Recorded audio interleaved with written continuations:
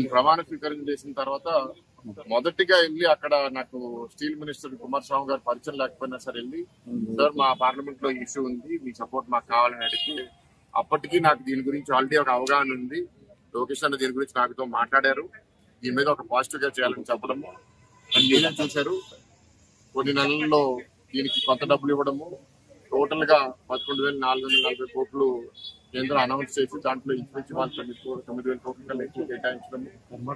And plant production కూడా 3 ఫర్నెస్లు on చేసేపోయింది. 2021లో 3 ఫర్నెస్లు పూర్తిగా function అయ్యి, దాని తర్వాత ఈ 4 ఏళ్ళు ఫంక్షన్ అవ్వలేదు. 20% ప్రొడక్షన్ దాని నుంచి తీసుకొచ్చారు. ఈ ప్రయాణంలో చాలా నిర్ణయాలు తీసుకుంటున్నారు. జగన్ గారు కూడా ఇందాక మాట్లాడి చెప్పారు. కొన్ని దగ్గరలో ఏంటంటే కాంట్రాక్ట్ వర్కర్స్ పేర్లు లిస్టుల్లో ఉండడం కానీ వాళ్ళు పనికి రాకపోవడం, లేకపోతే వాళ్ళని ఏపించడానికి కొందరు కార్మిక నాయకులు డబ్బులు తీసుకుని రాజకీయ ఒత్తిడి పెట్టి వాళ్ళని ఏపించుకుని వాళ్ళు లబ్ధి పొందడం, ఇట్లా అనేక కారణాల వల్ల స్టీల్ ప్లాంట్ చాలా దెబ్బతింది. బహుశా ఇవాళ ఉన్న మేనేజ్మెంట్ వాటిని కరెక్ట్ చేసే ప్రయత్నంలో కొన్ని కఠిన నిర్ణయాలు తీసుకున్నప్పుడు నిజంగా అర్హులైన ఆర్ కార్డ్ హోల్డర్స్ కూడా వెళ్ళిపోవడం అనేది అది దురదృష్టం. ఎందుకంటే మేము కూడా అనేక సార్లు వాళ్ళకి చాలా క్లియర్ గా చెప్పడం జరిగింది. ఆర్ కార్డ్ హోల్డర్స్ మీద ప్రభుత్వం చాలా కమిటెడ్ గా ఉంది. వాళ్ళందరినీ ఎవరైతే బాగా పనిచేస్తున్నారో, పని చేయకపోతే మనం ఉంచమని మేము చెప్పలేము.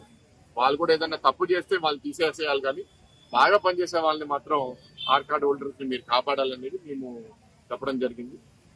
అంతేకాకుండా స్టీల్ ప్లాంట్ ని లాభాల లోపల తీసుకెళ్లాలి. డే 1 నుంచి, ఇప్పటి నుంచే కాదు, డబ్బులు వచ్చిన ఒక వారం లోపలే నేను కార్మిక నాయకులను కలిసినప్పుడు అప్పుడే వాళ్ళ మాటలు నాకు కొంచెం తేడా కనపడింది.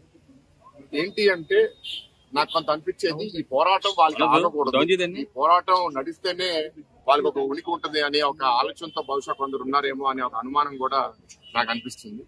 ఎందుకంటే స్టీల్ ప్లాంట్ బాగుంటే మాకు అసలు ఇష్యూస్ ఏమీ మేము చేయలేము, మేము లబ్ధి పొందలేమని కొందరు ఆలోచిస్తున్నారు.